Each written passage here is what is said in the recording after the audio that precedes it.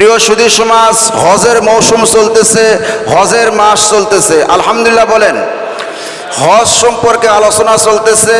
হজ শব্দের অর্থই হচ্ছে আল কসদু, ইচ্ছা পোষণ করা। সুবহানাল্লাহ কোন। আর পরিভাষায় হজ বলা হয় নির্দিষ্ট সময়ে, নির্দিষ্ট দিনে, নির্দিষ্ট কিছু স্থানে, নির্দিষ্ট কিছু কাজ করাকে হজ বলা হয়। আল্লাহ রাব্বুল আলামিন কোরআনে কারিমের মধ্যে বলেছেন, وَلِلَّهِ عَلَى النَّاسِ حِجُّ الْبَيْتِ مَنِ اسْتَطَاعَ إِلَيْهِ سَبِيلًا وَمَن كَفَرَ فَإِنَّ اللَّهَ هُوَ الْغَنِيُّ عَنِ الْعَالَمِينَ। আল্লাহ রাব্বুল আলামিন বলেন, মানুষের উপরে আল্লাহ তাআলা এই অধিকার যে বাইতুল্লাহ পর্যন্ত পৌঁছাবার শক্তি সমর্থ যে রাখে, সে যেন হজ করে। এবং এই যে নির্দেশ, এই ব্যক্তি যে ব্যক্তি এই নির্দেশকে অমান্য করে কুফর আচরণ করবে, তার জন্য জেনে রাখা উচিত আল্লাহ বিশ্ব প্রকৃতির উপর অবস্থানকারীদের মুখাপেক্ষী নন। আল্লাহ রাব্বুল আলামিন সব চাইতে ধনী। বলুন না সুবহানাল্লাহ। আল্লাহ রাব্বুল আলামিন কোরআনে কারিমের মধ্যে আরো ঘোষণা করেছেন, ওয়া আতিমুল হাজ্জা ওয়াল উমরাতা লিল্লাহ। আল্লাহর সন্তুষ্ট নির্ধারণের জন্য যখন হজ ও উমরা নিয়ত করবে, তখন তা পূর্ণ করবে। আল্লাহ পাক কোরআনে কারিমের সূরা বাকারার 195 নম্বর আয়াতের মধ্যে বলেছেন, সুবহানাল্লাহ, যখন তোমরা হজ এবং উমরা করার নিয়ত করবে, তা তাড়াতাড়ি করে পূর্ণ করবে। বলেছেন কে? আল্লাহ পাক বলেছেন। আর আল্লাহর হাবিব বিশ্ব নবী জনাব মুহাম্মদুর রাসূলুল্লাহ সাল্লাল্লাহু আলাইহি সাল্লাম দীপ্ত কণ্ঠে কঠোরভাবে বলেছেন, যে ব্যক্তির উপরে হজ ফরজ হইল, কিন্তু এক এক করে 1 বছর, 2 বছর, 3 বছর, 4 বছর, 5 বছর পর্যন্ত যদি সে ব্যক্তি হজ না করে, তাহলে সম্ভবত সে হজ না করে মৃত্যুবরণ করবে। বলেন না নাউজুবিল্লাহ। আরো আল্লাহর হাবিব বলেছেন, যে ব্যক্তির উপরে হজ ফরজ করা হয়েছে, হজ ফরজ হওয়ার পরেও সে ব্যক্তি হজে গেল না, আল্লাহর হাবিব বলেন, সে ব্যক্তি ইহুদি হয়ে মরুক আর নাসারা হয়ে মরুক, আমি নবীর দেখার বিষয় না। সুতরাং হজ ফরজ হওয়ার পরে আর দেরি নয়। আল্লাহর হাবিব বলেছেন, তাড়াতাড়ি করে হজ করো। আল্লাহ রাব্বুল আলামিন কোরআনে কারিমের মধ্যে বলেন, আল্লাহ হাজ্জু আশহুরুম মা'লুমাত ফামান ফারাদা ফীহিন্নাল হাজ্জ ফালা রাফাসা ওয়ালা ফুসুক ওয়ালা জিদালা ফিল হজ। হজের মাস সমূহ সকলে জ্ঞাত। যে ব্যক্তি এই নির্দিষ্ট মাস সময় হজের নিয়ত করবে, তাকে এই দিকে খেয়াল রাখতে হবে। হজের মাসে যখন ব্যক্তি হজ করার নিয়ত করেছে, সেই সময় ওই ব্যক্তি হজ করতে গেলে কমপক্ষে 3টা জিনিস তাকে মানে চলতে হবে। কয়টা জিনিস?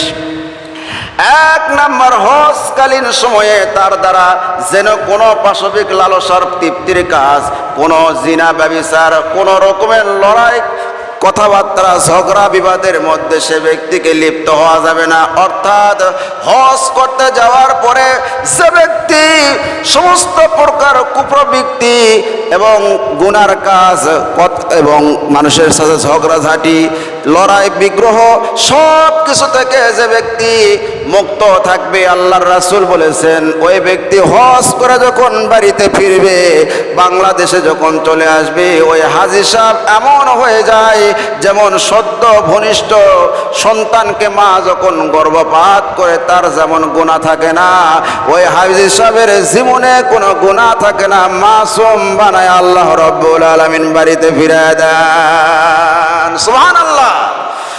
আল্লাহর হাবিব আরো বলেছেন, যে ব্যক্তি হজ করার পরে হজ করলো, আল্লাহর ঘর কাবা শরীফকে তওয়াফ করলো, আল্লাহর ঘরের গিলাফ ধরে কাঁদলো, তারপরেও নিজের মধ্যে মনে করতেছে আমার ভিতরে গুনাহ আছে, আল্লাহ মনে হয় আমাকে মাফ করে নাই। এটাও বলা যাবে না, মনে করতে হবে আল্লাহ রাব্বুল আলামিন আমার জীবনের সব গুনাহ খাতা মাফ করে দিয়েছেন। বলুন না সুবহানাল্লাহ।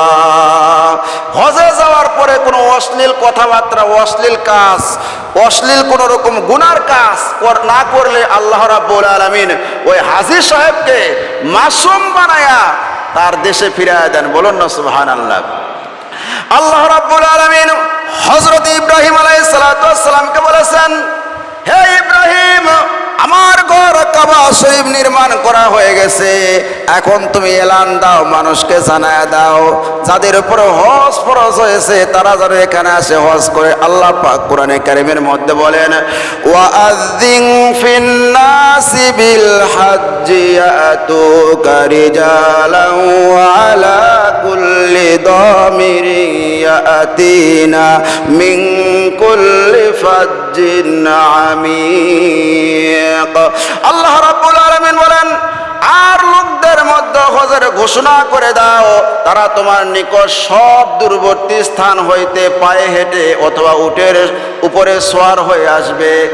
সূরা হজের 27 নম্বর আয়াতের মধ্যে আল্লাহ পাক ইব্রাহিম নবীকে উদ্দেশ্য করে বলেছেন, আপনি হজের ঘোষণা করে দেন, এই ঘরের মধ্যে পায়ে হেঁটে উটের উপরে সওয়ার হয়ে মানুষেরা হজ করতে আসবে। বলুন না সুবহানাল্লাহ।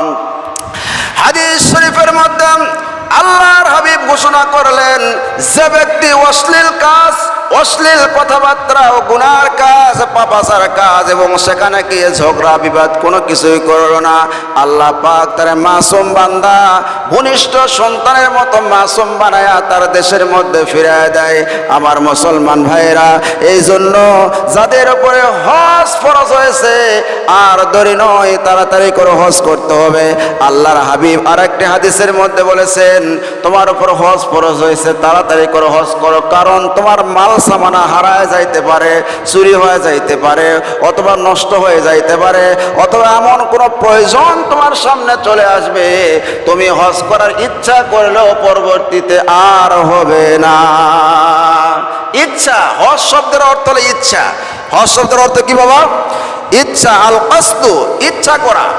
আপনার মনের ইচ্ছা, আকাঙ্ক্ষা, তামান্না যদি আল্লাহকে রাজি খুশি করার জন্য মনের থেকে হয়, কলিজায় যদি আল্লাহর ঘর তওয়াফ করার, আল্লাহর নবীর কবর জিয়ারত করার উদ্দেশ্য হয়, মনের থেকে কলিজায় থেকে আপনি বড় লোক হন আর গরিব হন, আল্লাহ পাক অনেক গরিবকেও হজ করার তৌফিক দেয়। সুবহানাল্লাহ কোন। আল্লাহর হাবিব বিশ্ব নবী জনাব মুহাম্মদুর রাসূলুল্লাহ সাল্লাল্লাহু আলাইহি সাল্লাম হাদিস শরীফের মধ্যে বলেছেন, মান যারা কবরি ওয়াজাবাত লাহু শাফাআতি, যে ব্যক্তি আমি নবীর রওজাকে জিয়ারত করলো, আমি নবী তার জন্য সুপারিশ করা আমি নবীর উপরে ওয়াজিব হয়ে গেল। সুবহানাল্লাহ। আল্লাহর নবীর রওজা জিয়ারত করলে আল্লাহর নবী বলেছেন, আমার জন্য, ওই উম্মতের জন্য সুপারিশ করা আমি নবীর উপরে ওয়াজিব হয়ে গেল। 100% অবশ্যই আপনার জন্য আল্লাহর নবী সুপারিশ করবেন কিয়ামতের দিন। সুবহানাল্লাহ।